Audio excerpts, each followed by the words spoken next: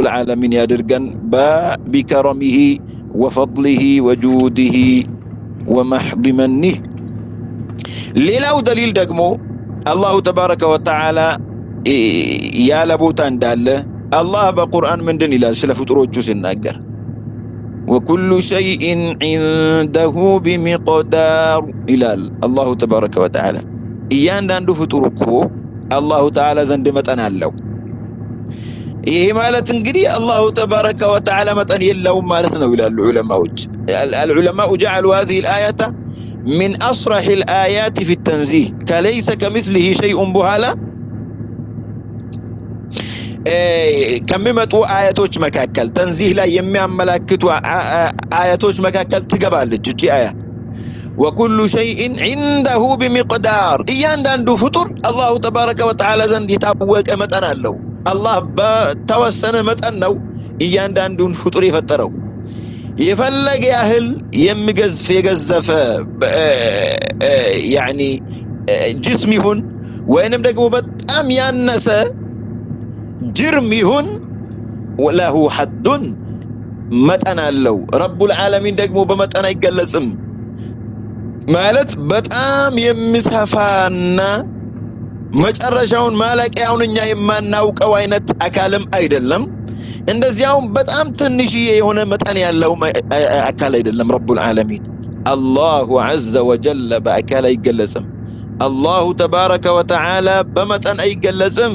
አላሁ ጅስም አይደለም፣ ዓርሽ ላይ በመኖር አይገለጽም፣ ከዓርሽ በታች በመሆንም አይገለጽም። ምክንያቱም አላሁ ተባረከ ወተዓላ ጅስም አይደለም። فلا يناسبه المكان لا مناسبة بين الله وبين المكان الله تبارك وتعالى ቦታና አላህ የሚገናኙ ነገራቶች አይደሉም። ምንና ምን ልታገናኝ ትሞክራለህ? አላህ ተባረከ ወተዓላ እኮ ጅስም አይደለም እንደኛ። ለዛ በቦታም በአቅጣጫም ረቡል ዓለሚን አይገለጽም።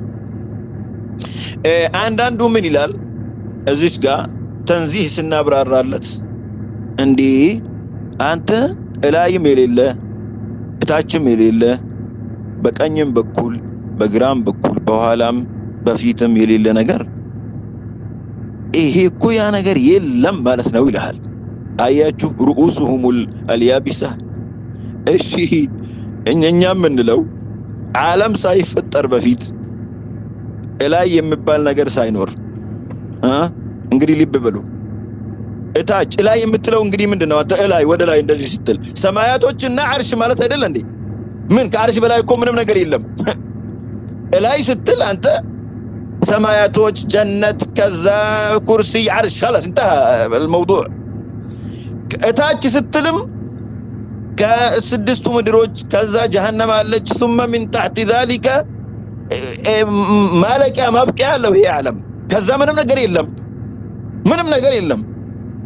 ታዲያ አላህ እነዚህ ነገራቶች ሁላችንም እኮ ምንድነው የምንለው? አላህ ተዓላ ነው እነዚህን ሁሉ የፈጠራቸው እንላለን። ይሄንን ሁሉ ሳይፈጥር አላህ ነበረው ይስል ነበር? እንግዲህ ወሃቢዩ መጥቶ እላይም እታችም ምናምን የለም የምትል ከሆነ የለም ማለት ነው። በፍጹም ፍጹም خلاص በመኖር አይገለጽም ማለት እንጂ ምን ማዕና አለው ይሄ ይላል አንዳንዱ የወሃቢያ ጅላጅል መጥቶ ማለት ነው። ماذا نقول እዚህ ጋር ምንድን እንላለን? እሺ ألم يخلق الله كل هذه الأمور من خالق هذه المذكورات كلها الله።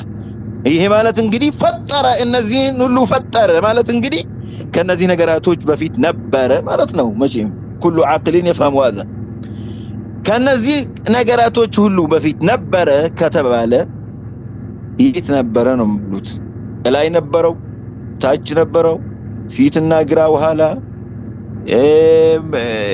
ነበረው? ما هو كل هذه الأمور لم تكن هي ሁሉ እኮ ነበርም በአዘል አላህ ተዓላ ብቻውን ነበር እና በአዘል ያለ ቀኝ ግራ ፊት ኋላ እታች ላይ ሳይባል የነበረ ከሆነ አሁንም ረቡል ዓለሚን የሚቀይር እንጂ የሚቀያየር ነገር አይደለም። አላሁ ተዓላ هو يغيرنا وليس هو يتغير። ለዛ ነው ሰይዱና ኢብራሂም لا أحب الآفلين ያሉት ስለ ኑጁምና ሸምስ ቀመር ሲናገሩ እነዚህ የሚቀያየሩ አይነት ነገራቶችን እኔ ኢላህ ነው ብዬ የሚቀበለው